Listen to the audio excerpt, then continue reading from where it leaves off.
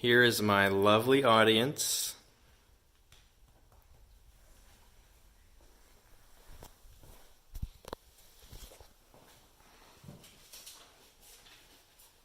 Come here, Starbuck. You're a good girl. You're a pretty girl. Okay, go away. So, how many of you think that I just showed a bond between myself and my dog? Me.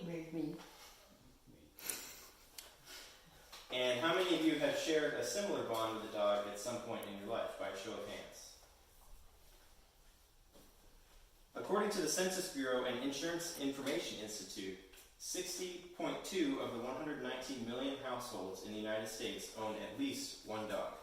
That's just over half, which, compared to the national average, you guys are doing pretty well on that. Dogs provide an important source of companionship that humans are not typically able to get from each other.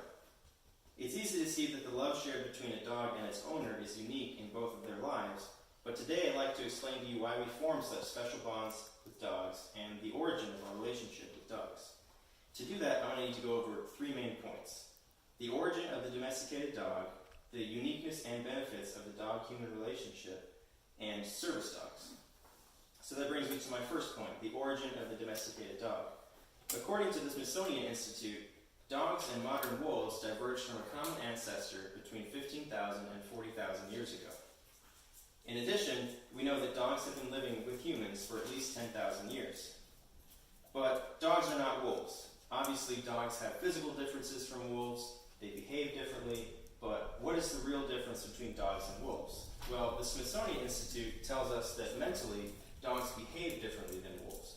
Where a wolf, when it encounters a problem, it'll go to its fellow wolves for help solving that problem. But when a dog encounters a problem, it seeks the help of its paired human, showing that dogs are more paired animals while wolves are more pack animals. So if dogs and humans have such a symbiotic relationship like the Smithsonian suggests, what do we get out of it? And what do the dogs get out of it? That brings me to my second topic, the uniqueness and benefits of the dog-human relationship. We all have a basic need for companionship, unconditional love, and positive regard. These are things that dogs give freely and without reservation. The love hormone oxytocin is released by dogs and humans when they interact with each other. And that shows us that there's no denying that dogs and humans love each other. In addition, dogs give humans the satisfaction of giving and receiving unconditional love.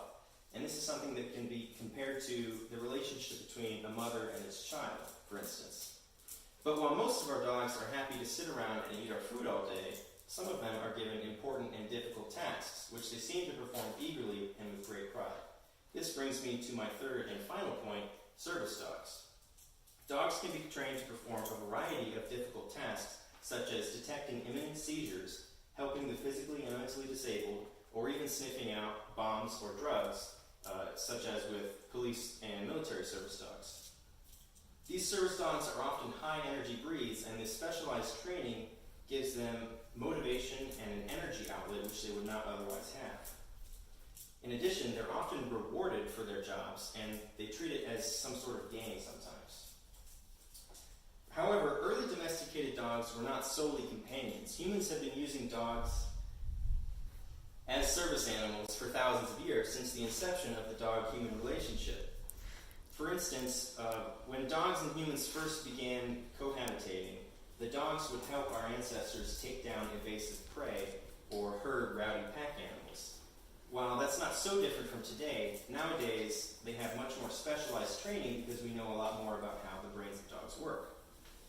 Knowing all of these facts about dogs, it's easy to see why they love pleasing their owners and why we love lavishing such praise upon them. But I'm going to go over my three main points one more time. 1. Dogs are different from wolves and act less as pack animals and more as pair animals with their bonded human.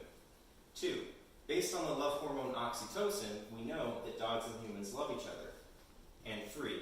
Dogs have been working alongside us and seeking our approval for thousands of years, but their potential for human assistance has only recently been realized. In closing, anyone who has met me and Starbuck can immediately see that we love each other.